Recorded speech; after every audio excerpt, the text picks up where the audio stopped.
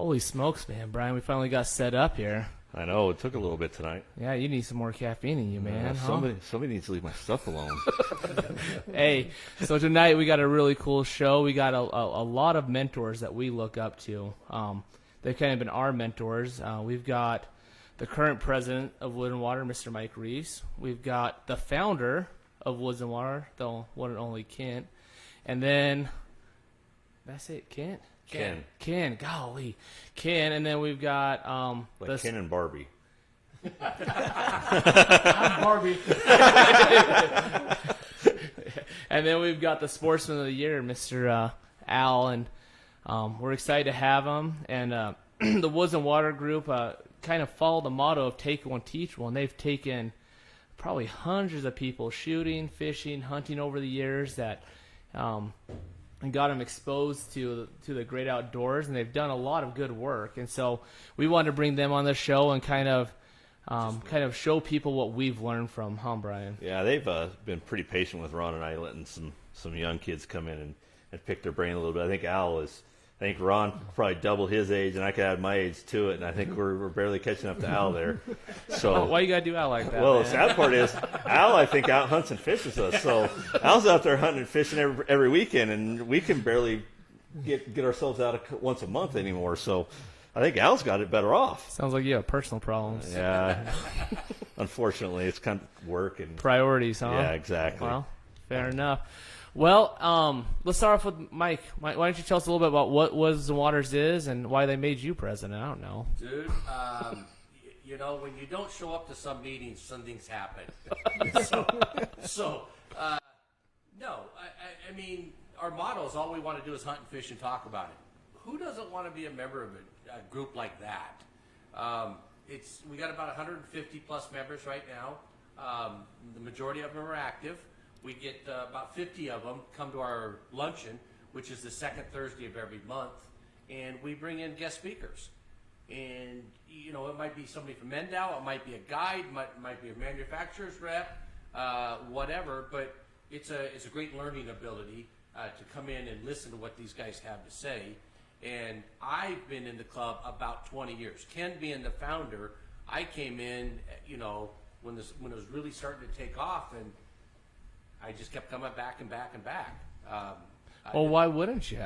Exactly. I mean, who's your guest speaker? Our meeting is Thursday, right? Who's our guest speaker for this month? Our guest speaker is former Lieutenant Governor Mark Hutchison. But we're not a political group. But the reason that he's our guest speaker is, if somebody remembers back about 4 or 5 years ago, there was a bill introduced to amend Nevada's Constitution to make it a right to hunt, trap, and fish in the state of Nevada. As it should be. Right, yeah. Right now, it's only a privilege. Well, a lot of people don't know the face of the people that introduced those bills on behalf of Sportsman. Mark Hutchison was a co-sponsor. The sponsor was Scott Hammond. And so Scott and Mark worked the legislature, and our second session of introducing that bill, it passed with a 76% approval rating. And so I want the members of Woods and Waters Luncheon to see the face of the people that are willing to step to the mic and speak on behalf of Sportsmen. Yeah, so you bring in a variety of good speakers. Well, not to mention, you bring in, even it not being a political organization, anytime you bring somebody in that has the potential, and even as an ex-lieutenant governor, he still has some clout politically, and so his influence is going to go a long ways. So if we bring him into a club like that, into a meeting, and the members say, hey, these are some of our concerns, he's still got those feelers out there. And so, absolutely. And we all know what happens with politics, especially in the state of Nevada. It tends to cycle through. So he may, we have our current governor is now the head of the university system for University of Nevada, Reno. So they all kind of travel around the system a little bit. And so you have that influence that you would need by just bringing them in and making them aware of some of the hunter issues and some of the concerns. These hunters in Woods and Waters, I mean, we've got guys that have been doing this for a really long time that have done it anywhere and everywhere and hunted and fished just about anything you can imagine. So they're a huge wealth of knowledge, and to get somebody in there that can kind of be that voice of reason for that group is a great thing. Absolutely, and Mark will be the first one to tell you, I can't tell you when deer season opens. But I can tell you, I know you need a gun to go. No, you don't. You can have a bow You can, yeah. or a rock. So We have a Democrat in the room. yeah, it's not like he's a hardcore sportsman, but he understands the economic input that sportsmen give to the state. I mean, he understands all of that stuff. He is a strong Second Amendment supporter. He's not afraid to put his name and his image out there, holding a gun and stuff like that. So it's great. But more importantly, the club is nonpartisan. We don't get into it. However, it's the policies and regulations that kill us. It's not so much, even though the bills have that ability, it's educating the lawmakers, whether it be NDOW, whether it be the legislature, that has the power to say, we don't think you should hunt like that. We don't think those are the ones that, we try to do it. And as a group of guys that, the bottom line, all we want to do is hunt and fish and talk about it. We just don't want the conversation to be, hey, I went to my favorite quail hunting spot, and lo and behold, there's 2 bollards up in the middle of the road and a chain going across. What happened? Well, we've talked about that before, about the impact of the Woods and Waters group, right? So you go to a meeting, and it's not necessarily just a bunch of guys that like to hunt and fish sitting around talking about it, but you have Ron and I are usually there from Wynn. You've got the Desert Bighorn Fraternity guys. You got fishermen there. So you got all these clubs. So it's really kind of in the motorcycle world, they'll call it a coalition of clubs, right? Yeah. So everybody can kind of come together. We can bounce ideas off each other. So now we get somebody in the room that could have some potential influence, and you don't have a voice just from a specific sportsman's group. Like, hey, I just want to go out and deer hunt. You have influence from all these different clubs, these conservation organizations, all different species, whether it's Safari International guys that are out there and they want to go hunt exotics, or whether you have a duck guys and Ron and I that are there. You're kind of getting it from all aspects instead of just one little thing. I think the problem is these guys go into, let's say, a Trout Unlimited meeting. The only thing they're going to hear about is trout, right? Exactly. They don't care about the quail. So the great thing about Woods and Waters is we've got such a wide breadth of influence with what we do. So we all kind of do something a little different. Al does everything because he's the mastermind. Absolutely. We got guys that just love to shoot, and they're out there for the shooting groups, and we have guys that are teaching CCW classes, and that's their big focus. Yeah. But we really do have a broad influence over a bunch of different subjects, and the amount of bighorn guys we have in there that have the super great knowledge on the bighorn is just incredible. It is. And one of the beauties of the club itself, even though our motto is all we want to do is hunt and fish, we do an event, at least one event, every single month, except for October. We're hoping our October event is we drew a tag and we're going hunting. Well, I got a little bit of a problem with the logo or with the thing of all we want to do is fish, hunt, and talk about it. Because we should have add something about and make fun of each other. Because I think that's more what we do in some of those meetings than hunt and fish and talk about it. We usually are busting on each other's, Absolutely. I want to get back to Mike thinking he's going to draw a tag this year. Yeah, you have as good a chance as I do, Mike. Yeah. So I'm in my 5th year of no tag. So I'm right there with you. Yeah. I mean, I feel your pain. But you got guys like Al who comes out and participates in all these different events. It doesn't matter whether it's bow hunting or a bow event. It doesn't matter if it's a black powder, pistol, fishing. Al's going to be 89 years old in June. He's our oldest member. He's our Sportsman of the Year, and he participates in all of this stuff. And Al's 89. He keeps kicking everybody's butt still. Yeah. And you know what? I will tell you. There, Al has something. That's the biggest fun is kicking the kids' butts. Yeah. I didn't know Al a whole lot before we went on the ice fishing tournament, and they were doing the poker game the night before, and I just happened to be sitting next to Al, and Al and I, we were just joking back and forth. Al didn't do very well that night. He won it the next night, but didn't do very well that night. But man, and Al's was one of those guys that, as well as there's a lot of guys like that. Ken's pretty good too. That you go in and Ron and I come in there as kind of the young guys of the group, right? We're a little bit younger than most of the members. We come in there and everybody, it's just like we're part of the club, right? And you don't have to go in there, and it's not, nobody's trying to protect your turf necessarily. It's everybody just there to get along. As long as you're not on my spot when I'm trying to beat you, then we'll all just get along just fine. And Al says he beats everybody, but I think I got more fish than Al this last tournament. Hey, So so last tournament I was out there and I moved to a spot and got really hot. All of a sudden I see Brian coming by in his little boat. You know, and I was out he's fishing far all from- 3 people on their boat.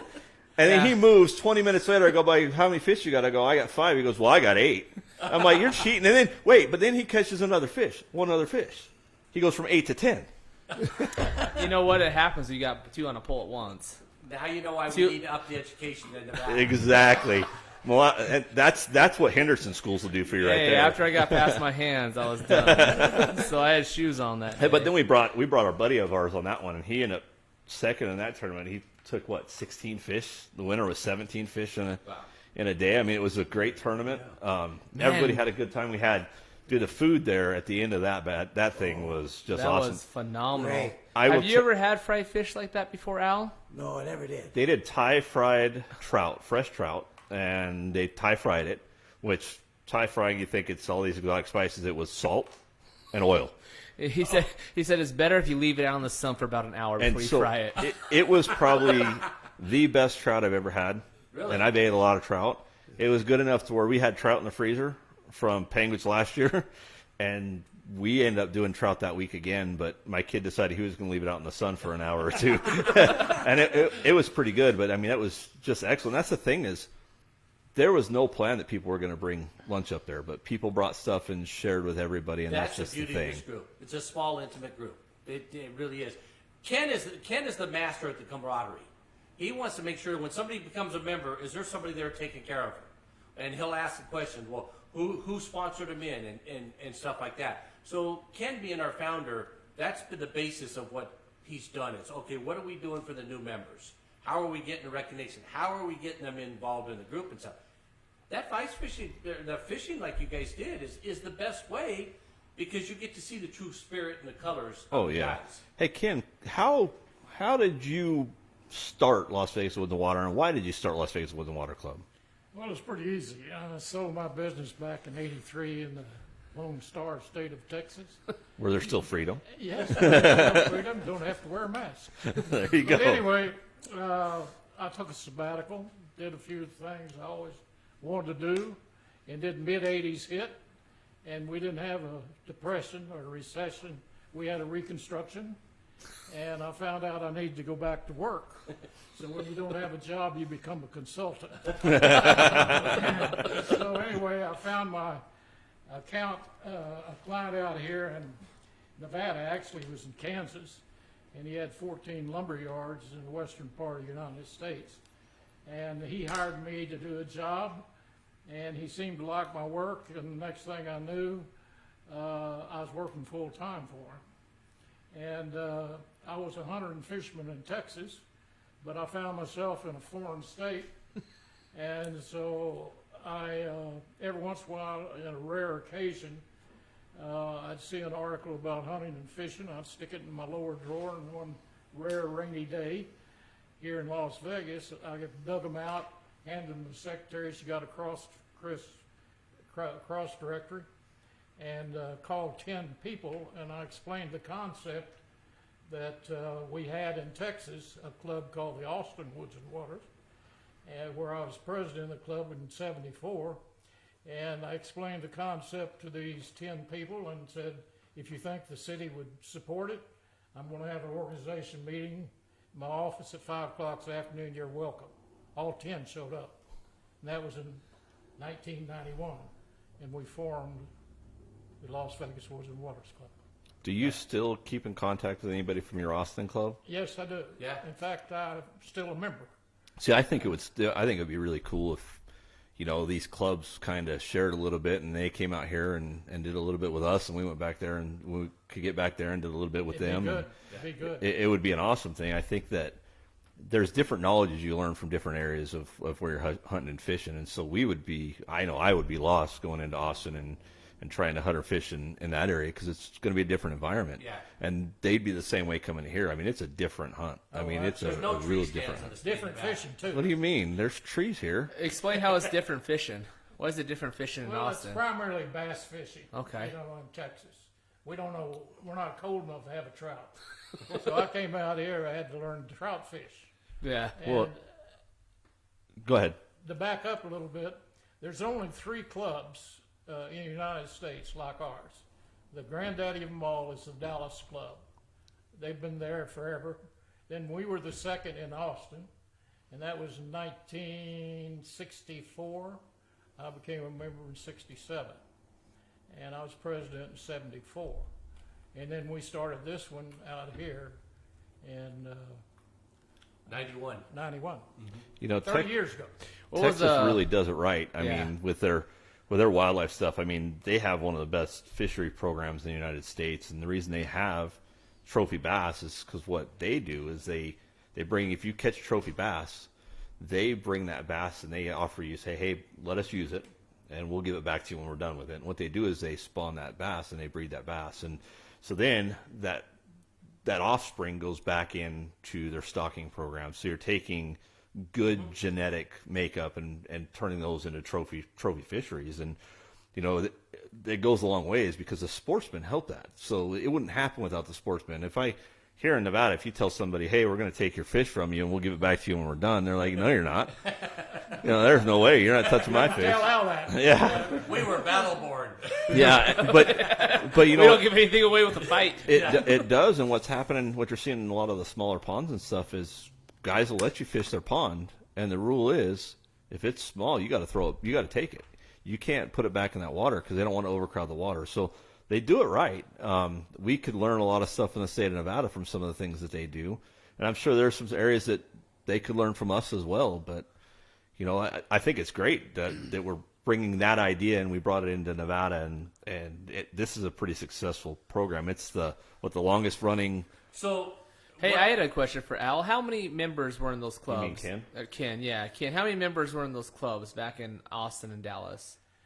Well, you're testing my memory, but we were, when I was there, it was about the same size we are now. Okay. And then they went up, and then with the COVID and things, they went down like we did. Okay. But we only lost about 30 members. if that, yeah. Right. Yeah. And we're building back. Yeah. Well, I mean, the club. It's the Dallas, best kept they secret probably in have- Vegas, I think. Yeah, Dallas, they probably have 300 members. 300 members. Ken Okay. just showed me before we went on the air. He just showed me an email that he got from the guys back in Texas, and they're like, "Man, we're charging $75 a year, and we're going broke. How are you guys only charging $25? And you guys are sustainable, and you guys are growing." And it's like, hey, it's efficiency.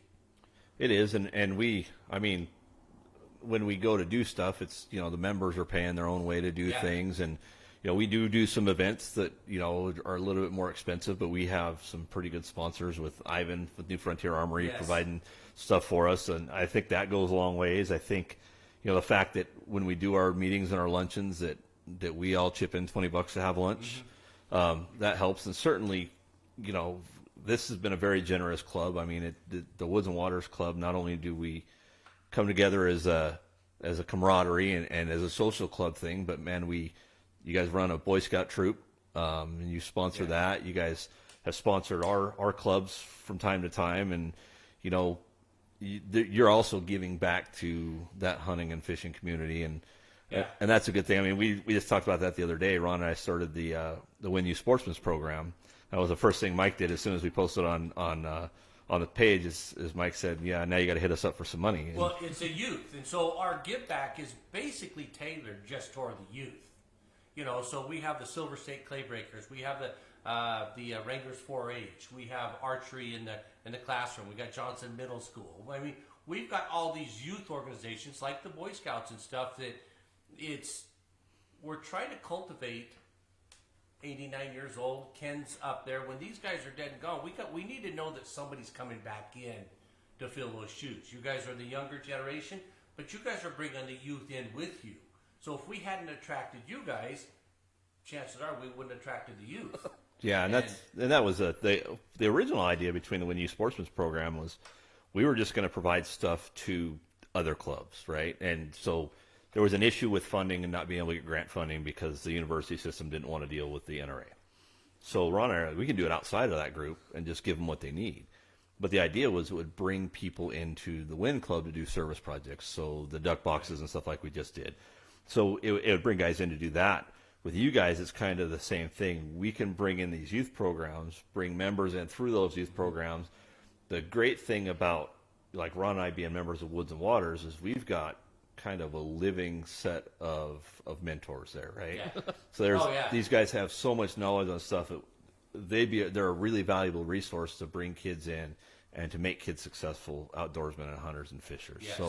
So when we talk about that stuff, it all kind of blends together. We talk about that big group mentality, and that's what we got to have. And we take care of everybody. So we take care of all the other clubs. We take care of each other. We take care of the kids. And that's the only way we're going to grow our sport. And it really is.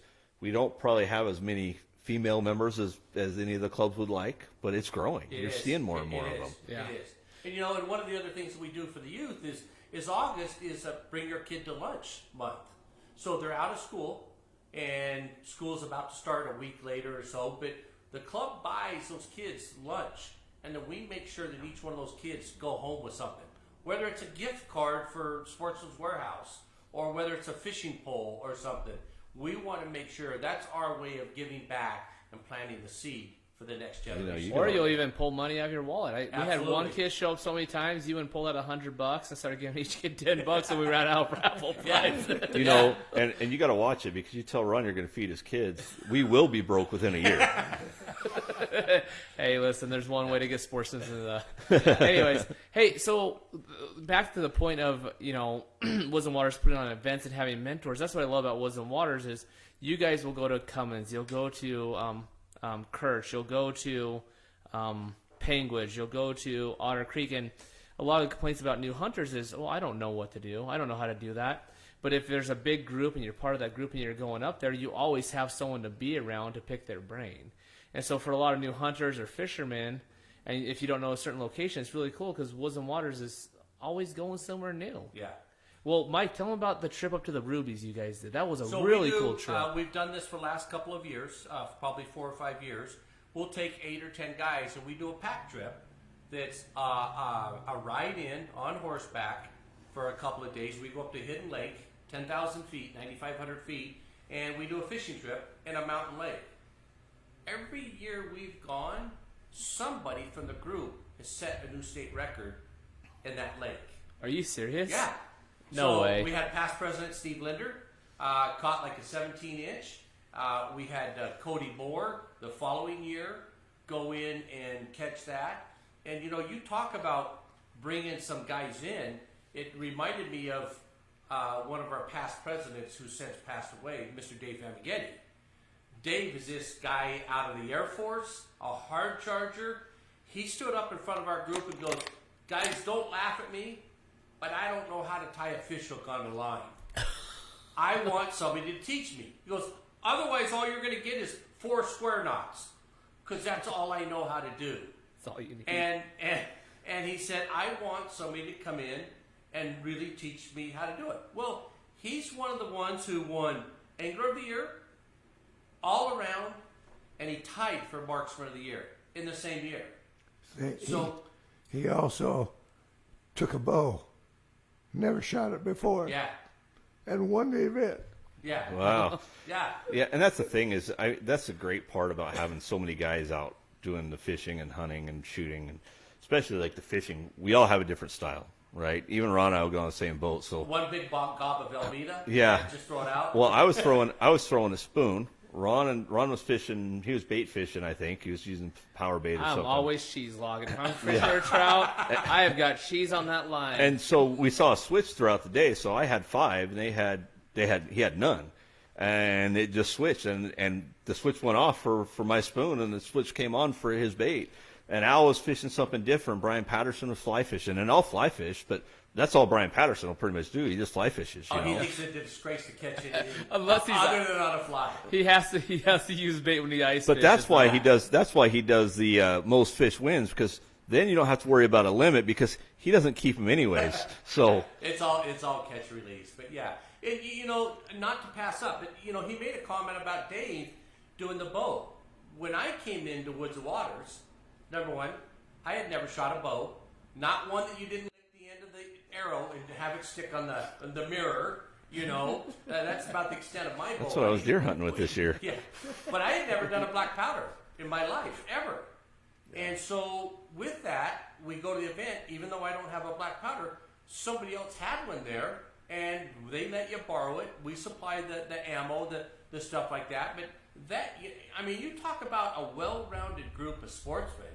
If they're involved in it, they're going to learn how to shoot pistols, the pistol silhouettes. You're going to shoot black powder. You're going to shoot the 3-gun shoot, a 9mm pistol. You're going to shoot the 223 semi-auto. You're going to shoot a fully auto machine gun. How crazy is that? Which is unbelievable in itself. Ken's probably sitting there going, "We never did that in Dallas." Ken, you didn't. No, yeah, that reminds me of Dallas' semi-auto full automatic guns. That sounds like Texas. But this is Vegas, and we're the town of entertainment. So if it wasn't for this town with that, and having Mr. Famagetti help really get it off and going with doing the fully automatic machine gun, I mean, boy, are we ever going to hunt with one? No. But to introduce somebody to that and let them with shoot ammo it, prices nowadays. yeah. I'll go duck hunt with one. Yeah. Al's got something here. Coming up in a week and a half, we have our spring feast, which Mike runs a sporting clays competition while we're out there, and that is really great. The best feast there is right there. Some crawfish, some mud bugs. Yeah, we mud bugs. Oh, man, those we are actually delicious. fly those in straight to Louisiana on Southwest. Kyle Otto. They have to wear a mask. Nope. Kyle Otto will go down to Southwest, Down pick from it up, Louisiana. take them on up to the Clark County Shooting Park, and he'll do all the fixings with it. So that's another event that we do that's free to the members as far as the food and stuff. Crawdads, shrimp, potatoes, corn on the cob, and then we do the sporting clays event. It's $50, but for that $50, you get to shoot 100 sporting clay targets. You get a golf cart. It's a 4-man team, but it's an individual score, and there's always about $10 a man left over to go into a Lewis class. And if you shoot good enough, you might have been able to pay for your shooting. You got to explain what a Lewis class is. Lewis class is a way that they came up with a couple decades ago to make it fair. Not just the winner of the event wins all the money. They'll take it and they'll divide it into what we call classes. Let's just say there's 30 competitors. They'll do 3 classes. So the top shooter gets X amount of money. The 11th top score. Now you don't know what that score is going to be until after all the results are in. And then the 21st top score. All 3 of those people will win the same amount of money as the first place guy in the top. It makes it way more fun. Then you got second place. Then you got third place. You have opportunity to win, even if you're not a great shooter sometimes. Handicapping. Yeah, It's you a know what? handicap. I'm calling BS on your pricing though. You said $50, but I'm saying at least $400 because who has 100 rounds of ammunition laying around right now, and who's going to be able to go buy 100 rounds of ammunition right now? I know. Hey, we got some people that jumped on here. Mr. Bill Daniels got on and said Mike Reese is my rent mentor. Do you know him? Yes. How much did Yes. you pay him to tie piss? Dude, I met him when he first moved here from Vegas. He used to own his own gun club back east. And Okay. He ran it. And he is the Western States rep for White Flyer, the targets. Oh, I remember him at a luncheon. Yes. So he's a Woods and Waters member, and it's for a while him and I had a competition going back and forth. You know, we would one bird each other. And now, I mean, he's just gotten in and he's skyrocketed up there in the trap shooting world, in the sporting clay, phenomenal shooter, but he's an awesome ambassador to Woods and Waters and to the sport. Yeah. We got one other in here. Susan McCormick Phillips said, "You might get more women out if you offer lessons. My husband's mean, doesn't have patience with me." But you know what? Here's the thing: is you say that and it's kind of a joke, but I will tell you, if you came out to one of those events, there's 50 guys that'd work with you and help you out. Yeah, way back when. And there's different levels. There's different teaching skills. Every guy has a different way to teach. So Yes. Go ahead. Sorry, Mike. Yeah. So no, but that's the reason that we contribute to the Nevada Firearms Coalition, because those guys are doing the Annie Oakley League. I was gonna It's just women, say- it's women only. I was just going to say the Annie Oakley program is an amazing program. It's still at the Clark County Clark County Shooting Does Complex. Maggie still run that? I'm not sure, but they start you off, and you have to go through their intro class. Yes. Everybody that does it has to go through their intro class. They give you a .22 pistol, I believe, to start off with, and they teach you the fundamentals of pistol, and then they get you into rifle, I believe, as well. And then once you've gone through that basic class, it's just instruction after that, and they have time for you just to kind of hone your skills. So it's an excellent program for our female shooters. And I think, correct me if I'm wrong, I think it's free It for is. all the women. It is, I believe. If it's not, it's a very minimal fee, if anything. Yeah. But I believe it's free, and I want to say it used to be every Tuesday night, but I'm not positive. But you can call up to the Clark County gun range, and they'll be able to point you to the Annie-Oakley program, or get online and type in Las Vegas Annie-Oakley program, and it'll bring it right up, and it'll give you the information It's about it. sponsored by Nevada Firearms Coalition, so that's another thing that we have in the state. I mean, everybody hears about the NRA and stuff, but the Nevada Firearms Coalition has filled a huge void that we have. They'll fight legislatively. They'll help train. They do a conservation arm as well, and that's a great group. And I haven't done as many as I like to. I've done one shoot with those guys just because I saw they were doing a Know Your Limit shoot, and I went and took my boys to do that shoot. Yeah. And it's a great group of guys, and they're another group of guys that's kind of hands on. I shot vintage military for a while, and it's kind of the same thing. A lot of these groups, if you get in there and you don't have the knowledge, there's guys that are willing to help you out and give you the knowledge. Absolutely. And get you straight. And I think that's the big part of it. We have to, if we're going to grow our sports, whether it's shooting, whether it's fishing, whether it's hunting, whatever it is, we've got to get new people into these sports.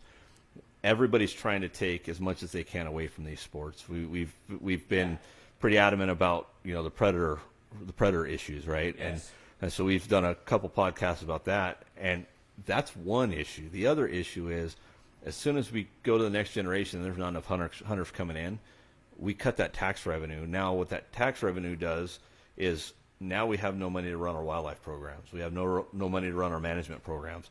So it's important that we get as much of that tax base in as we can. And so these women shooters, these female shooters, whether you got young daughters, whether your wife's out there, I get it. I don't think I could teach my wife to shoot either, because the last thing she's going to do is listen to me. I'm a certified firearms instructor. She ain't going to listen to me. But She knows you're full of crap. if we can, pretty much. But if we can, Well, she'll teach you how to run the vacuum, though, so you got to pay attention. she doesn't run the vacuum. What are you talking about? That's what we have kids for. But no, if we can, as other groups, if we can take these and, it's hard. It is hard to teach your own family to shoot. It's hard to teach your own family to hunt. You get emotionally You got to involved. pass a generation. It's got to be the grandpa that teaches Yeah. the grandkids. Exactly. Yeah. The grandpa has more patience. Look at Ken. I mean, Ken's had his grandkids in. The last shoot that we did on the pellet gun, Ken, his son, and his grandkid. Yeah, they all one money. They ran out of money for Ken. Yeah. Well, we were 1, 2, 3. I was 3. Yeah. Well, you taught him right, apparently. He's proud of that fact, though. But it's, one of the interesting statistics that keeps coming up in conversations with everybody is we got to bring our youth in. Nevada is doing it right. If you look at the 2019 and 2020, just the big game, not duck hunting, not trapping, not quail hunting, just the big game. The age group from 11 to 20, the amount of kids that put in for the tag is greater than the age group of 66 up to 80. So when you look at that, we're not. Al, did you see that? He left you out of that group. I know.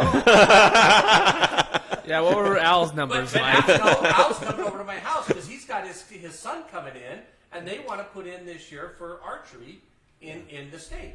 His son lives up by Smith Valley, but it's not growing at the rate of our generation. Our generation, everybody hunted. You were frowned upon if you didn't hunt. Well, there's so many things, but we didn't have the opportunity. We didn't have computers. We didn't have cell phones. Exactly. We had Little League, we had Pop Warner, and that was pretty much it, and you had hunting. Do you remember that I sent you a TikTok a while back? Do you remember that one? Like, it says, give the best piece of hunting advice you got. And it says, your grandpa used to shoot him in a red shirt and blue jeans. Yes, yes. So the best thing is to shut up and sit still.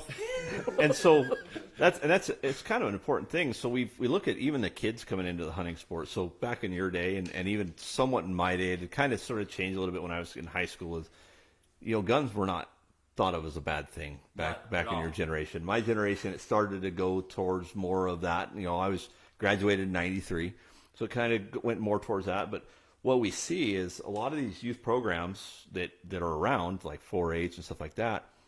Those programs are geared towards kids that either already shoot or already hunt, right? So they're into the program. The trap leagues, Yes. trap leagues, those kids shoot all the Yes. time. Yeah.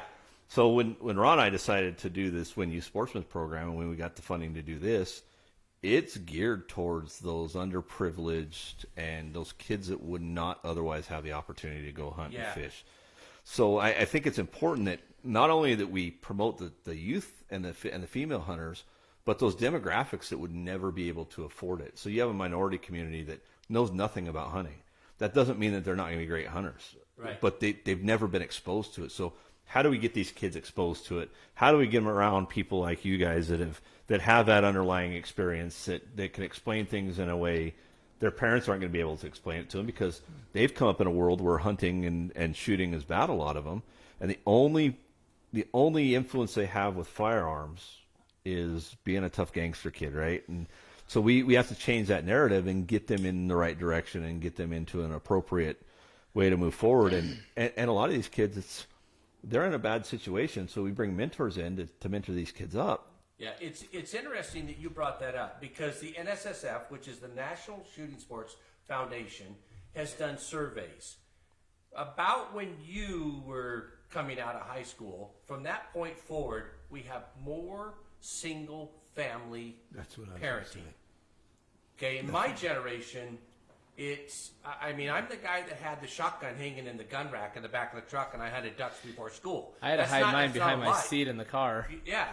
So what the NSSF did is, and they're the ones who put on the SHOT Show and stuff, they said, okay, we got to get with the manufacturers of the guns and the ammo.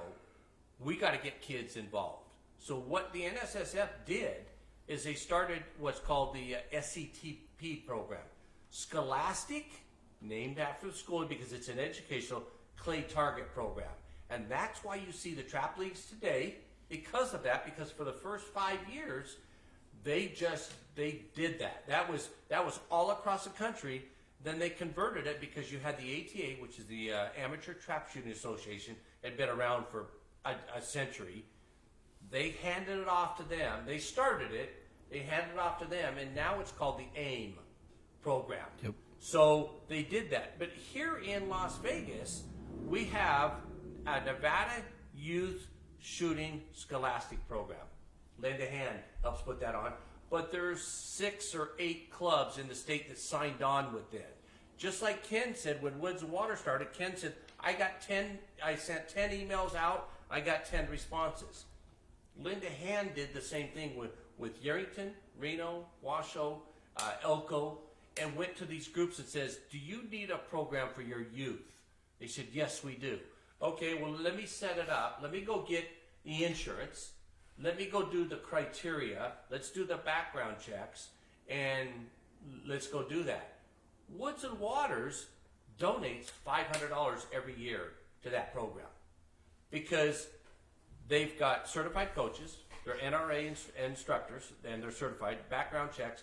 And so that, I believe, is what started a lot of people of the youth that we're talking about hunting. But in order to go hunting, you got to learn to shoot first. Absolutely. And that's how they introduced them to. Now, if you think you could hit a dove going 40 miles an hour, it's like, well, I don't know. Well, let's go try some skeet. Let's go try some sporting clays. And so that was their brainchild of how to introduce to the youth, get them away from the computers, get them away from the social media, and get them away. I mean, you have BMX bikes, you have skateboarding, a lot of the stuff that we didn't have. And it's been highly successful, and our demographics for Nevada, I can't speak for the whole United States, show that Nevada is holding our own, and in some areas is growing in the youth category. Where you have a little bit of a gap is, so my kid, obviously he's multi-time state qualifier for 4-H shooting, and he wanted to do the program through his high school. So there's a few high school leagues, and there's Nevada High School Yes. League. The Clark County School District was adamant about they are not allowed to do any of that, and so anything short of filing. But they changed their position. anything short of filing a court case, it's not going to happen with the Clark County School District. That Brian actually tried him a lot. Yeah. Well, So it did, because we had, in the Scholastic Clay Target program, we had some kids who actually earned a letter from Shadow Ridge High School and Arborview in Clay Target. but it shooting. can't be officially sponsored through the school district, and that's No, that's, you're right, you're that's right. the problem. Right. It's but per Nevada revised statutes, Nevada law, that they have to provide a chaperone or a mentor or whatever they call it Yes. for any program those kids want to do. So Yes. if you really want to push the issue, and for me, it's just where do you put your cards, right? So my kids are already shooting. Where do you fight your battles? They're already Yeah. shooting competitively. You know, do we really want to push that? And then the other issue you have is you go out on a limb and you push it. A lot of times, what we find, and you know, the political fight is you're standing there alone. You know, you got a lot of people that'll run their mouth until it's time to show up, and then you stand alone. So Hey, Mike, didn't they used to let you out of school for hunting days? In Utah. They still do in Utah. Not let you out, they shut it down. They shut down school. The whole school is shut down. Yeah, how do we Nobody get did. back there? well, Logandale, pretty much shuts down for the fair. They say, "Tell us what days you're going to be here, Fair Week," and and that's it. But really, realistically, the school's shut down for that. But it's where their value is. So Utah is a huge hunting state, and the families hunt. Logandale and Overton, where Ron and I live, I mean, almost everybody out there hunts. I mean, it's getting a little bit more watered down with more people moving in, but you know when it's hunting Stay season. out of there, you Vegas people. You go to, I was looking up the stats today. You go to Lincoln County. You go to White Pine County.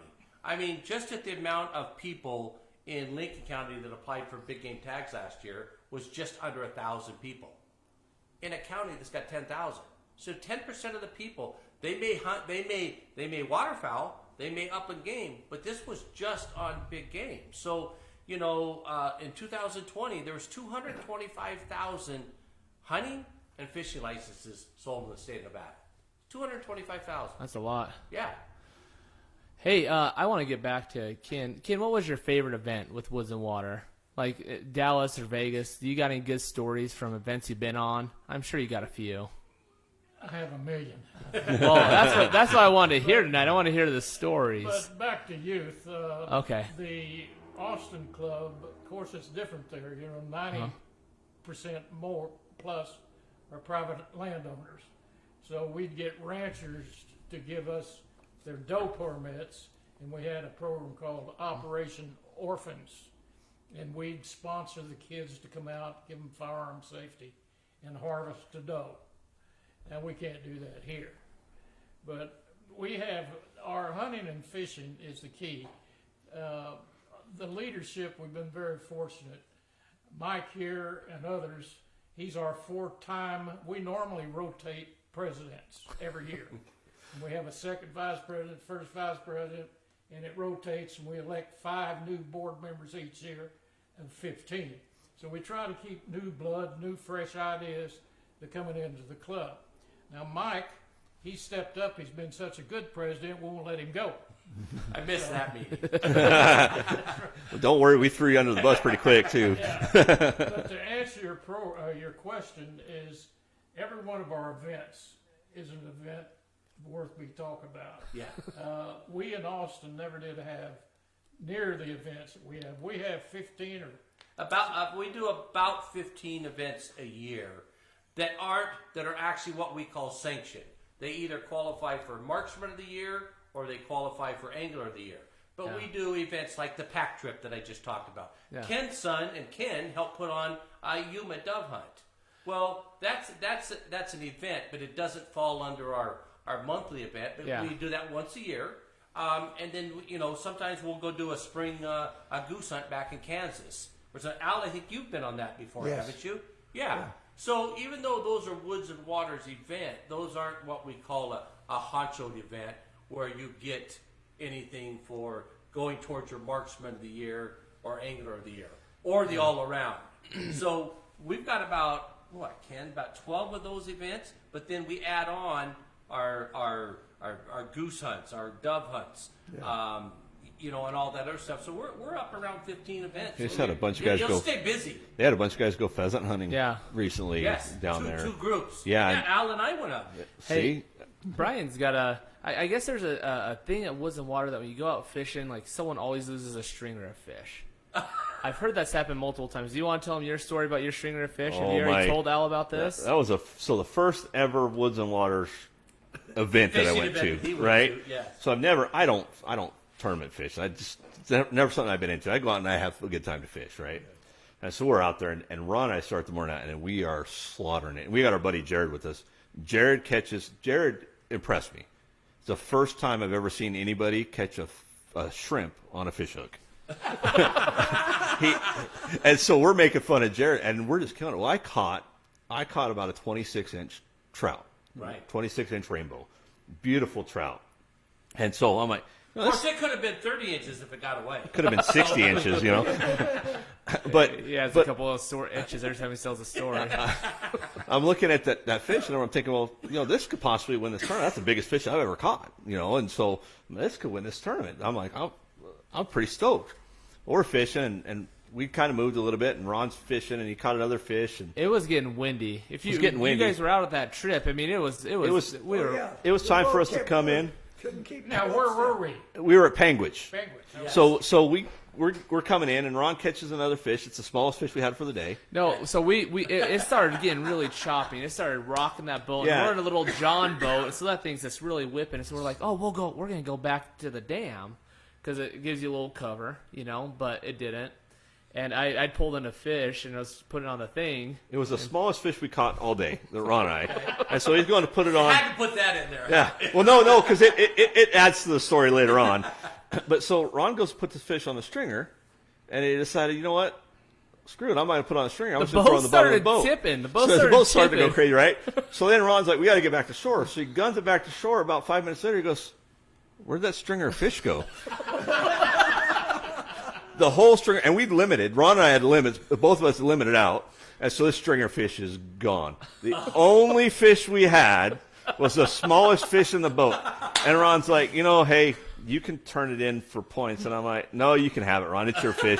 You can have that fish, right? That smallest fish that we had won third place. Wow. And so we lost our fish. So then Jared, the funny part is Jared had never been to anything Woods and Waters. Never been to a single Woods and Waters event.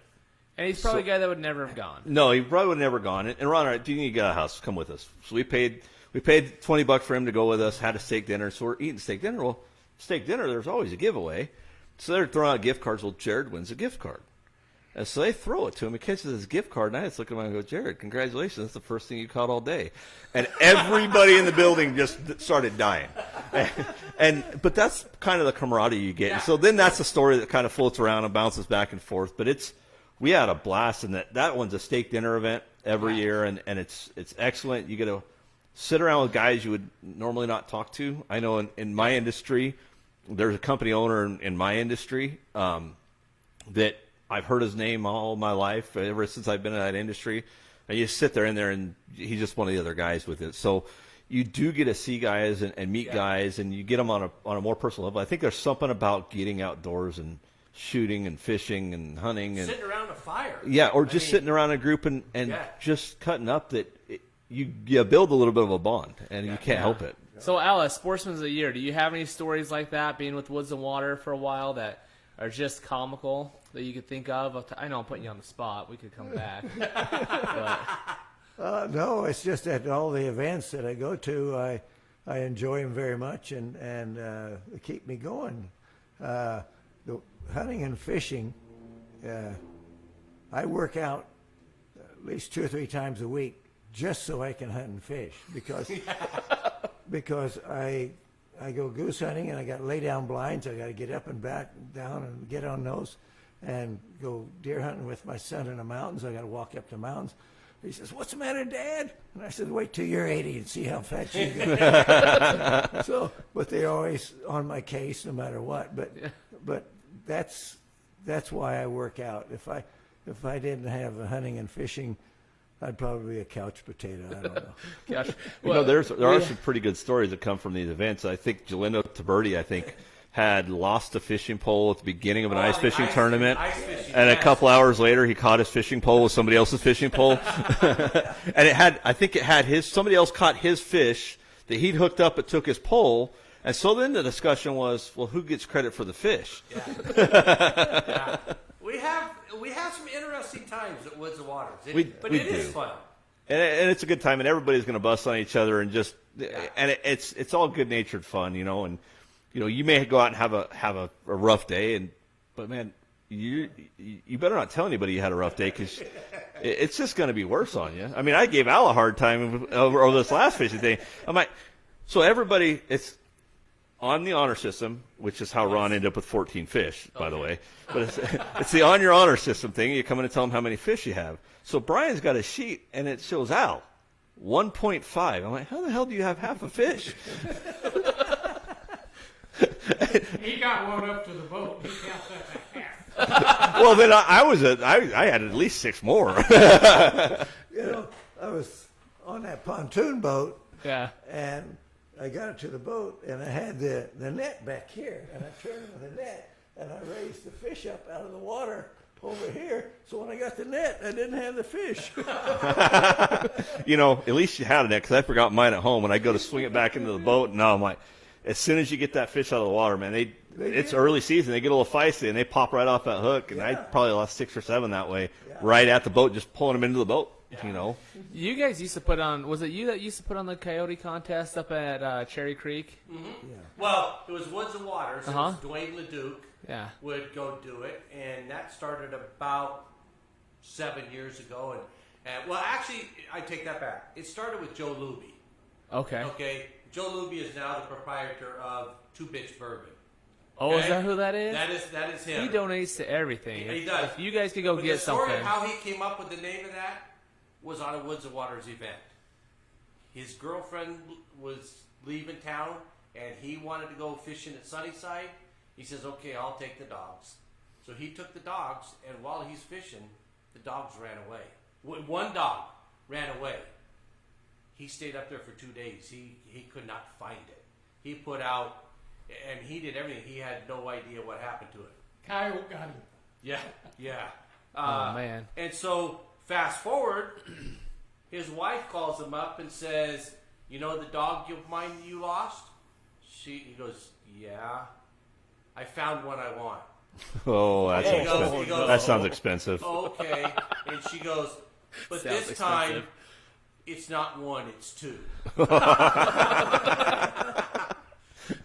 So he named his bourbon company Two Bitch Bourbon.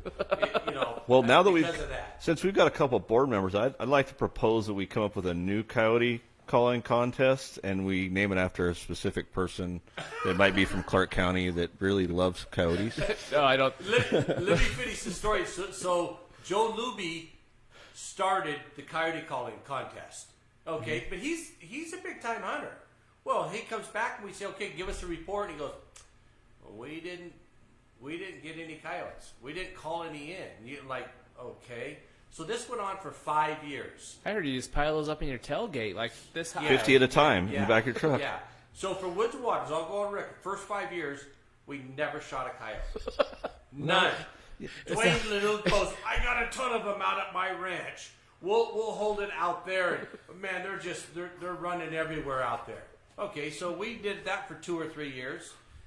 Record's still the same. 0 coyotes harvested. It sounds like it's a coyote drinking contest. Yeah, exactly. You try to outdrink the coyotes Woods every and year. Waters has never yet harvested a single coyote in 8 years. Not a one. But we've held 8 contests. So almost like that Otter Creek trip you guys had that everybody tied for first place. Yeah. Yeah. So, yeah. And hopefully we are able to put on a coyote contest this next year. Yeah, maybe we should see if Larry Staley will be the honcho on that one. No, gotta Larry get Staley him wants in the to. group. Larry Staley actually wants to get coyotes. So Yeah. I'm just saying we could break the streak. If we bring him into the group, we can say our first successful coyote calling contest. So the rumor has it, I won't say the name, but a guy took it a shot saying he was shooting at a coyote so he could be the first one to say, I saw a coyote. But nobody else saw it. it was the other guy's dog. Yeah. Well, maybe if it was in the stomach still. I don't know. Yeah. Anyways, well, Al, so how did you get Sportsman of the Year? What's all in that? Just living a long time. He's got more points. No, I mean, Al was a good recipient of it. I mean, he's a prime example that when Ken and them started the club, our main banquet is called the Sportsman of the Year Banquet. That's the reason for holding our banquet. This year, because we couldn't have a banquet, we actually did a luncheon. So Al's the first at ever receiving his award at a luncheon. Okay, it's always been at a banquet, but it's community minded. You put the club first. What do? Al was our game warden, which what that entails is every one of our lunches, he would go out and buy $300 worth of door prizes. He'd go pick them all out and bring them in and do that. But Ken's been very active in all of the events. He's done every one of our events at least once. He's been very active in that. He's helped with the banquet before he ran the front door. So it's the involvement in the club, but it's also outside of the club. What have you done in the community? Well, he's 89 years old, and look at the shape he's in. I mean, I don't care whether you're a fraternity member or whatever. He could actually go hunt sheep today if he had to. So with that, I mean, he's our oldest member in the club now, but he's done. Everybody at the club loves him. Well, and I'll tell you, from a personal standpoint, I think he's a great ambassador for the club. I mean, Absolutely. I really enjoy being around Al. I mean, that poker tournament, I mean, we had a good time. Al was showing me his hand. He's like, what the hell am I supposed to do with this? So to Al's credit, this was the first time that we had a tie. We had to go to a tiebreaker. So as our chairman here, we said, what are we going to do? I said, well, you're the tiebreaker vote. And So how much did Al have to pay you then, Ken, to get that award? Just so I know for next year. Al was one of these guys that says, I don't care about awards. I don't care about certificates. But he was the most proud guy ever received that. Yeah, he was standing pretty tall that day, that's for sure. He couldn't wait to get home to hang it on the wall. yeah, You got that right. very well deserved award. I couldn't, with the people that were nominated, I said, why am I up here? And then when he called out my name, I said, you could have pushed me over. Well, I think, like I said, I think you're probably one of my favorite people in that group, Al. You really are. You're a great ambassador for the program. I mean, Ken's great, Mike's great. There's a lot of great guys, but I was telling Ron, I'm like, Dad, I hung out with Al a little bit. I'm like, I really like Al, you know. Well, that's why he's Sportsman of the Year. There you go. Because Brian likes them. That's why. That's a But no, and that's factor. the thing is you get these guys, and we all have different personalities, right? So we're all going to gravitate towards a different type of guy. And we got some guys that a little bit more aggressive than other guys, and you know, some guys that are pretty laid back, and you know, everybody will find kind of their place to be, and it's the great thing about it. Hey, let me give you an update from Facebook here. Elkie Nelson got on here and said that she's showing up to take over the group with women. And But she put Elkie's it- an awesome That sounds like photographer. a challenge. Well, she's an awesome if photographer, she is too. there, she's gonna make all you guys look good while Yeah. you're fishing. Her I'll show you after the show, but she takes pictures of our dogs in the Retriever Club. Really? And they're just. I wish I could remember the name of her photography thing. I'll put it in the comments, but she is just phenomenal. And then Rush Johnson says, Al is a card shark. Don't let him fool you. He won the second night, so I think he was just kind of luring people in to give them a false sense of security so more of them sign up the next night. The way they do their card games is everybody puts $20 or whatever it is in the pot, and they just divvy the chips, so they just split them. Absolutely. Everybody gets the same amount of chips, so there's no necessarily monetary value. It's one chip or two chips or three Exactly. chips. He lost the first night without. I mean, you made it halfway through, I think, Al. First night, About far, yeah. and then the second night he just wiped the floor up with everybody. So Well, if you take hunting, fishing dead serious, this club's not for you. I take it pretty serious, and it's still a club If for me. you want to have fun, how can you not have fun watching an 89-year-old guy put everybody else to shame? Well, and you know I what? mean- I will tell you, there's Well, he was out on the ice fishing, Yeah. too. Yeah. He wandered out on the ice. but there's a like- certain amount to that. If you're, Yeah. I mean, if all you want to do is go and win a competition, that's the Yeah. only thing you're there for. Anyway, I will tell you though, Jared, Ron, and I are about the three most competitive people you will ever meet in your entire life, and we love the club, Yeah. even if we don't win. I mean, but Jared, it was funny because Jared comes in with 16 fish. And there was somebody with 17, and I'm like, I don't care as long as Jared doesn't win. So So Exactly. Jared's out there, and we got Robert Gaudette in the middle of the boat. And Jared has his lines out, and Robert Gaudette keeps throwing his lines over Jared's lines. And Jared looks at it and goes, "What are you doing, playing defense?" And it's funny because Gaudette's Gaudette. Yeah. You know, he's his own character. He doesn't even care about winning. He was this. Yeah. And Jared, you know, he's LDS, and so he's pretty mellow. And Gaudette just was letting it loose, and Jared's just sitting there laughing. I mean, what are you gonna do? Just laugh? He has a very colorful vocabulary, and we all He does. enjoyed it. Yes, It made the fishing trip that much better because and you know what? he'd When throw another fish in, and you're like, "What's he gonna call this one?" So Well, you know, you're going to meet some of your lifelong friends. yeah, And for me, I moved into retirement community. Okay, I finally came of age, and as a kid, I built the clubhouse, never dreaming that I'd live in this community. Guess who my neighbor is? It's Al. I'm sorry, Al. I didn't know where Al lived, and I was more excited that we moved in and Al's our neighbor. Well, you know, the funny thing is, you get into this program, and it's such a different group program. This podcast here wouldn't exist without the Wood and Water program. no, it would not. Because the reason we started this was to kind of try to get the bugs shook out to do something for Mike, and then it kind of picked up, and then Mike started his own, and so now we've got our podcast. Mike's running, I think, 1 or 2 podcasts now. He may be I'm up doing to. all the live, but I need you guys to come teach me how to convert them into a We pod. created an animal because Mike might be up to 9 by the end of the week. I don't So- know. I was talking to Mike last week. He's like, "Hey, I'm thinking about doing a podcast with this neighborhood," and I was like, "You're out of control." Yeah, I just actually bought another. but he Mike loves to do it. And he's a doer, and that's what a lot of the Woods and Water guys are. They're a bunch Yeah. of doers, and when you get a bunch of doers together, you're gonna have a wild time. It's you know what? You talked about that pack trip. Mm-hmm. Jalindo Taberni, I've known him a long, long time. It was 13 miles on horseback going up, but with the pandemic going on and the heat down in Vegas, and it was hot up there, we just wanted to get out of town. We got up to 9,500 feet. We got off the horses. We tied them up and took the saddles off and stuff, and there was a half a day of fishing in front of us. Jalindo and I sat around the campfire. And I go, "So Jalindo, did you come to solve the problems of the world too?" He goes, "Yeah, let's get started." And I'll tell you what, that guy is a wealth of knowledge. Oh, I have no doubt. And he's been on the wildlife board. He's been, so we had the ebb and flow going. I go, "Okay, well, here's what I think the issue is." And Jalindo kind of, he goes, "Well, back in the day, this is what happened." You talk about a historian. He can, he's been on so many guzzler projects himself. That is the beauty of the club. I mean, he owns his own fence company. I mean, Taberni, is very well known in the town. Yeah, he's a major contractor around But the to sit Vegas in area. an easy chair next to him at a fire at 9,500 feet and discuss the problems of the world, if it wasn't for Woods and Waters, that conversation wouldn't have taken place. Well, I think you've got a unique club, so everybody in the club, for the most part, is pretty driven. I remember the first meeting I ever came to. Ron suckered me into it. Do the presentation. Ron's like, "Hey, I'm supposed to do a presentation. I'm in Phoenix, so here's the stuff. Go do it for me."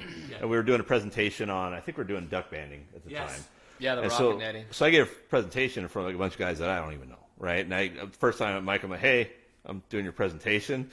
And so we go through that whole thing, and somebody came up to me after the meeting, and some of the clubs in town, it's ebb and flow, right? And so sometimes projects don't get done as efficiently as they probably should. And our club had been in a lull at one point, and Ron and I came in, and we just took the bull by the horns. We're like, we got to get stuff done. And we started doing projects. And the attitude I have is you guys don't do anything. And then 6 months later, I go back to another meeting, and it's like, we can tell you guys are in the club now because the things are getting done. And this Woods and Waters group, it's a group of doers. And what you have with a group of doers, whether they're sportsmen or whatever they are, they're going to be successful. Yeah. So there are some successful people in that club, and there's successful people around that club. And it's not because they're in the club. They're in the club because they're successful because they're doers. Yeah. And so for Ron and I we're go-getters. I mean, we're not going to sit around and let somebody else do it for us. We're going to go take the bull by the horns and get things done. And so for us, I think that's why we fit so well in that club. Yeah. Because we're all like-minded. If Ron and I say, "Hey, Mike, we're going to help you with the podcast. We're going to come help you with the podcast. We're not going to say, hey, we're going to help you with the podcast. Yeah, call me in 6 or 8 years. Yeah. You know, but it's, and we see a lot of that out there. If there's a hunch on an event, you better bet that event's going to go on. Yeah. You know, the only thing we have like this last fishing event got postponed a week. And it was because of the weather, and it was a safety thing. And some of the guys, we want to give as many opportunities to guys that want to fish to go fish. Well, there were a lot of guys that said, it's too windy, I'm not coming. It was snowing up there. That's good. We would have. Hey, My son on showed the up on Rubies, Thursday. didn't you pull somebody up there on oxygen on a horse? So, not on oxygen, but they pack it. And once he got up there, he's 81 years old. I mean, he sucked down some oxygen. That's what Because I'm telling you. You it's- guys are wild. But again, it's a bucket list And that for some wasn't guys. Al. No, it wasn't Al. No. You won't get me on a horse. He'll take the oxygen, just not the horse. That same guy went on the pheasant hunt trip that Brian was talking about. At 80 years old, shot his first ever pheasant on that trip. I didn't know he'd never harvested a pheasant in his life. He had the most fun, but he's got bad knees. Neil Dilly had bad knees. We put the two of them together, and between the two of those guys, they still came back with like 20 pheasants. Well, that's because between the two of them, they had a good set of knees. Yeah. Yeah. But it was fun. I mean, Al came on up. It was one of those that we just want to go do every year. It's just a great, I mean, all the events, I don't think I've done anything with that club that I haven't thoroughly enjoyed. I mean, even you go sit down and play poker in a hotel lobby, for goodness sakes. I mean, the ice fishing trip, it was 19 degrees below zero when we stepped out on the ice. Yeah. We had an absolute blast. And you know, it's, Ron, I've never ice fished before. So you're learning new ways to do the same things you love to do a lot of times. Yeah. And when it comes to shooting, I've had coaching shooting. I've had guys, we did an event on an Indian reservation, and these kids were just, their style was awful. I mean, it was miserable. They were out of balance. I mean, there was no way they should have been hitting clays. And they were 50 for 50 on clays. And somebody goes, aren't you going to adjust their stance? I'm like, nope. You call me when they start missing, and I'll go help them. But until then, you let them shoot how they're going to shoot. But there's so many different ways to do things that you can find something that's going to accent your way of doing things. Ron and I fish together, and we don't fish necessarily the same way. But I learn a lot off of Ron. We have different ways we like to do things. I catch a lot, and Brian fishes a lot. Yeah. That's right. There's that old sticker with the thing with the game warden, the cartoon, and it's that game warden comes to the guy. He's like, "Hey, where's your fishing license?" He goes, "I don't have one." He goes, "Oh, I have to write you a ticket for fishing without a license." He goes, "You know, I ain't fishing because I never catch a damn thing." Yeah. So, but you know, and that's the thing is I might learn from Al something that I've never seen before, or we might go on a fishing trip and learn a completely new way to cook a trout. Oh yeah. You know, and that's the thing is with people, it's how much knowledge can you get, right? And too much in the world now, it's like, how much can they give me? Well, all you need is their knowledge. If you got a little bit of their knowledge and took time to get a little bit of their knowledge, the rest will come. Oh, absolutely. You know, Al being my neighbor, I took him out one day. He wanted a lesson in shooting sporting clays. Well, I knew that his occupation was a pilot. So we go out to the station, and before we go out, I got talking to him. I said, "So Al, what exactly is crabbing?" "Oh, when you got that wind coming in like this, you got to turn that aircraft like this." And I'm like, "Okay, so you make an adjustment, right?" He goes, "Yeah." And then at the last minute, you turn it straight and you set her down. I go, "Okay, well, this target's coming into the side. You got to overshoot the runway a little bit and bring it on back." So he shot phenomenal. But his face just lit up because he started hitting targets. It's like, wow, this is just easy. They're right in front of me. I said, yeah, it's just like, it's like you back at the controls with the sticks and going, "Oh, I don't need to read the manual on how to do this. I can, it's going back to the basics." But there's so much knowledge out there that I'd say, okay, so Al, what do you do if you overshoot the runway? How do you know when you've got to pull it on up? The stories that these guys tell is unbelievable. Yeah, and there's a world of knowledge in the group. And everybody has a different occupation. They all do something a little different. And I think it's funny because you talk about how you get a different shooter to shoot a little bit different, a little bit better. So I was doing a 4-H when I was doing my 4-H certification. So you shoot, I think in one day, I think I shot 500 clays in one day. Okay. And it was ridiculous. I mean, we were just shooting all day. And I was having issues. I mean, I couldn't hit the broadside of a barn from the inside with both doors closed. So all of a sudden, one of the sections we do is we talk about eye dominance because that's a big thing. Yes. Well, I'm cross-eye dominant. Okay. I still shoot right-handed. I have to close my eye. Okay. That's just the way it is. So you're It's left-eye dominant. So I'm left-eye dominant. Okay. I've always had to do that. That's the way it's always been. I shoot instinctively on handgun. I shoot instinctively on shotgun most of the time, just because that's the way I always had to learn. And I'm just having a tough time. And so one of the things was they wanted you to know what it felt like to switch hands. Yeah. So a kid that's now cross-eye dominant, you want him to shoot with their dominant on their dominant shoot side, right? left-handed when they're normally a right-handed. So like my kid, Yeah. he always shot right-handed.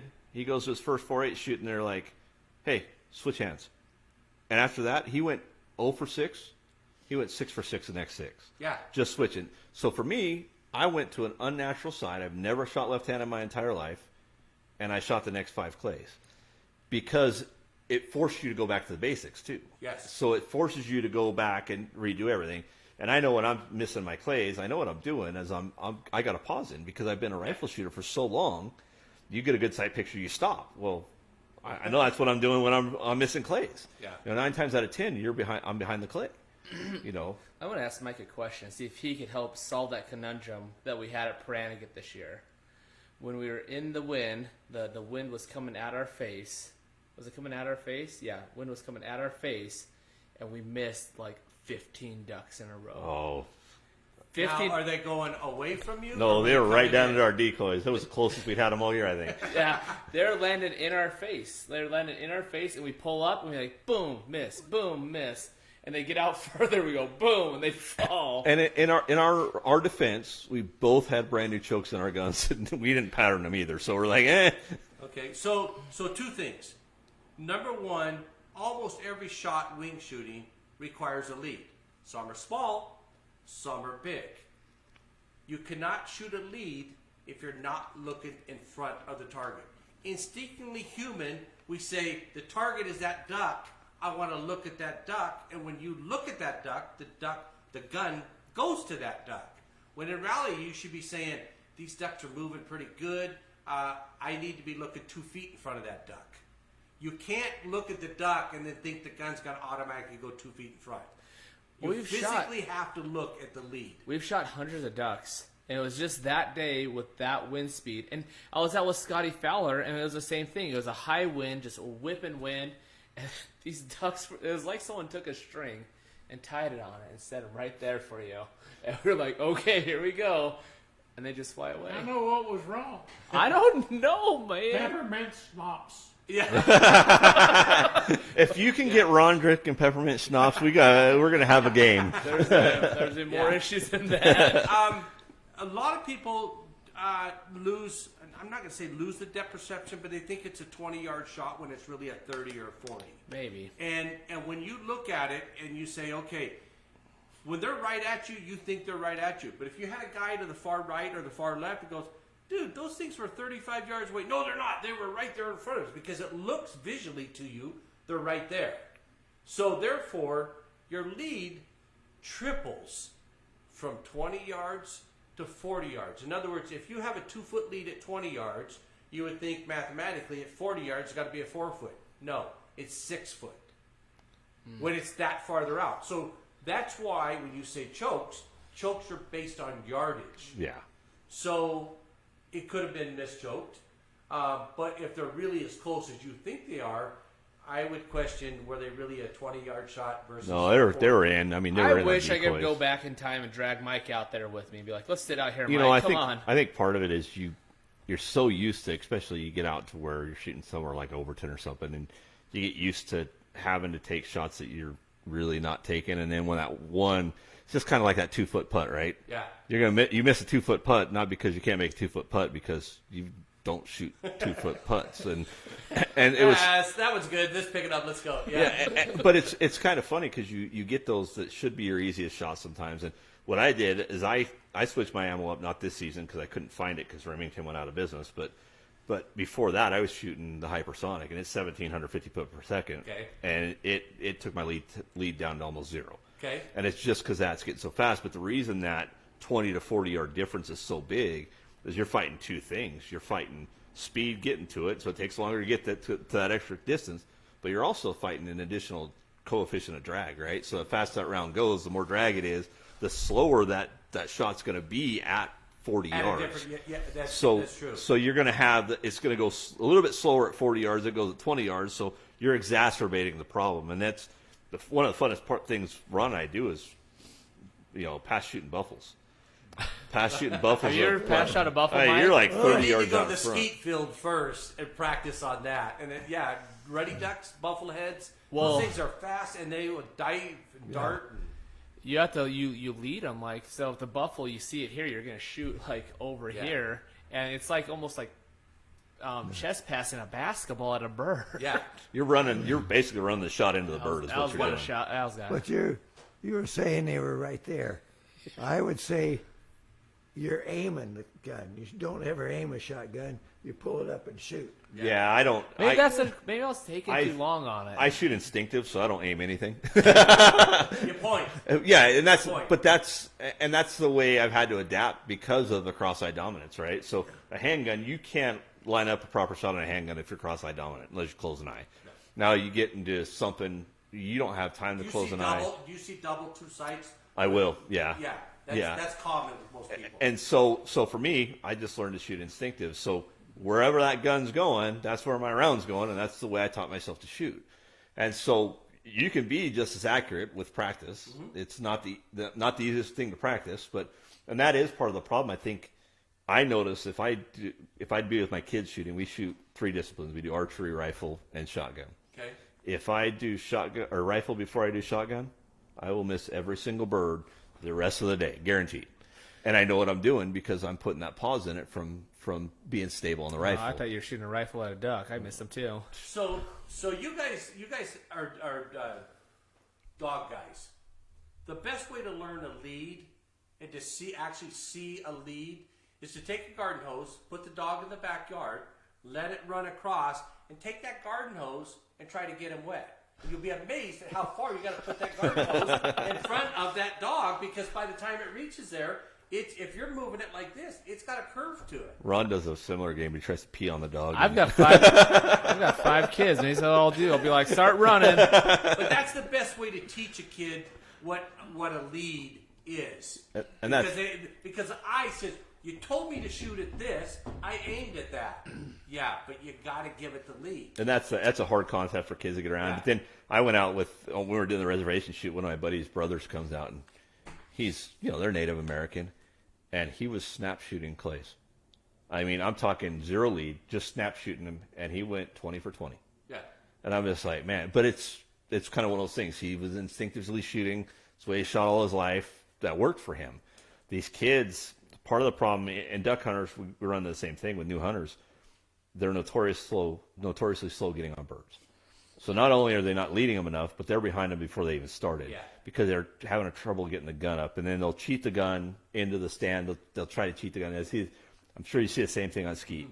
Especially my kids, I'm like, I want that gun up and ready. I don't want the gun down. I want it up and ready because that skeet's going to come out and you're going to be behind it already. Yeah. And the other thing is, our better shooters, I mean, they get into bad habits, so they have a hard time leading. They'll shoot them right off the top of the trap house. And that's it's a tough thing. I mean, as soon as it's gone from that trap house, they're done. They can't hit a clay. Yeah. We call it shooting the streak. You see that streak come on out and you jump at it. Most of the time when you're jumping at it, the gun is still moving in the direction of the target. Because they had to move it there to get it there. They didn't get it there, put the brakes on and stop. It went like that, and you just get that little tiny move. So the rule of thumb is the gun must be moving in the direction of the target. So if the target's still coming on up, and you say you're snapping it, you're going at it, and you're seeing it, you're still pushing the gun up. Yeah, absolutely. And that does help quite a bit. Sounds like we need to have a day out at the range. Oh, I was shot skeeting forever now. Since COVID, my kids couldn't shoot, so I'm like, Ron and I would go shoot cleanup for them. I know, that was awesome. You guys missed. We'll shoot cleanup. Oh, hey, Elkie Nelson put on here. They have left-handed guns. I don't know. you'll have to look at it. It's a pretty interesting article she put up here for you. Oh, they do have left-handed guns. Yeah. They're just The actions are left-handed. It's cripple stock is what it's called. But and also they're an offset stock, so the stock comes actually across your body into the right position, and they're custom-made stock. But and then also her photography thing is a triple mark photography. triple mark photograph. Yeah, It's- makes sense. She So, does do awesome work. Yeah. Super nice We're girl looking too. for a club photographer. Yeah. There you go, Elkie. You look like you. I just don't know if signed she yourself can make up. me look good, but we'll see what she could do. Should make your dog look good at least. So My dog that's- always looks good. Anyways, well, I think we're getting past my bedtime, Brian. Yeah, I know. Al's gonna kick us out. So get the heck out, or I'm gonna So whoop on you. let me do a plug. Okay. Our next event is our luncheon, which is this Thursday, 11:30. Actually, 11:15 to 1. We actually start our program at 11:45, but the lunch is served about 11:20, 11:30. Okay. Our guest speaker is Mark Hutchison. Okay. We do $300 worth of door prices. Doesn't cost you anything for the raffle ticket. That's included with your meal.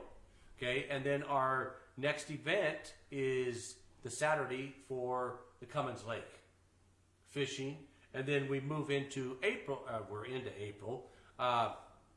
Our next one after that, April 17th at Clark County Shooting Park, is our spring feast, where we'll do the crawdads, the mud bugs, and all that stuff, and we'll do 100 targets in sporting clays. Sign up for that is at 8:30 in the morning.